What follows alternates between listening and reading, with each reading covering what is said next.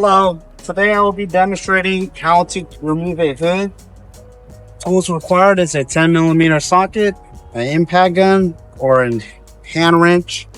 So we'll start off by having one hand on the hood. Right here on the right hand side, you will see two 10mm bolts. You can just give the hood a little push up. Go ahead and insert that socket. Start taking off your bolts. Go on to the bottom one. As soon as you get these two bolts off, let's go ahead and keep one hand up on the hood just in case you want it to fall on you. You can start off by removing the hood prop.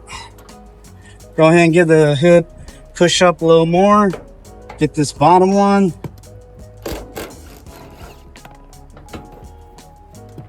Go ahead and get the last one. All right, you can place your impact gun on the motor.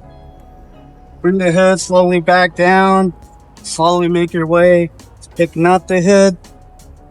And there you have it. How to remove a hood.